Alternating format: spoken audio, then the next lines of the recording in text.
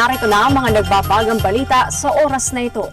Formal ng hiniling ni Vice President Sara Duterte sa Senado na kasalukuyang nakaupo bilang isang impeachment court na ibasura ang articles of impeachment laban sa kanya at ideklara itong void o walang bisa dahil sa anyay manifest partiality and evident bad faith indicative of prejudgment. Sa kanyang buong sagot na isinumite noong May 25, 2026, iginiit ni Duterte na matagal nang nagdesisyon ang mga miyembro ng Kamara na madiin siya bago pa man ang opisyal na botohan.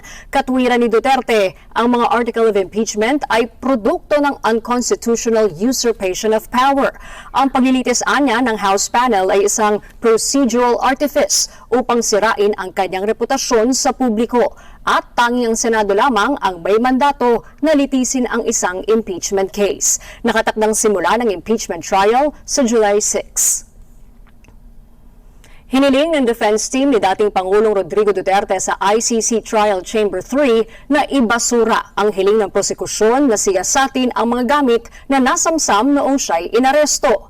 Tinawag nila itong fishing expedition o paghahanap ng ebidensyang walang sapat na batayan.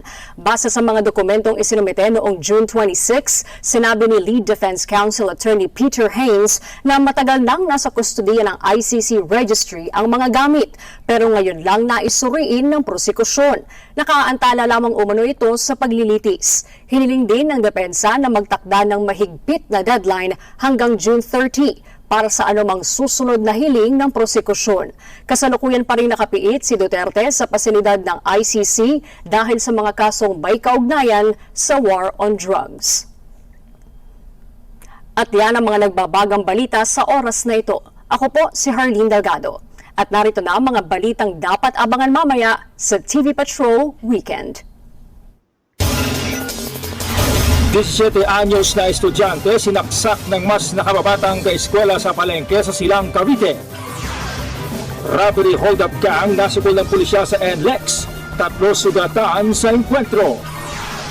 At Star Magic Artists kumampa sa futuristic prom night. Ang detalye mamaya sa TV Patrol Weekend.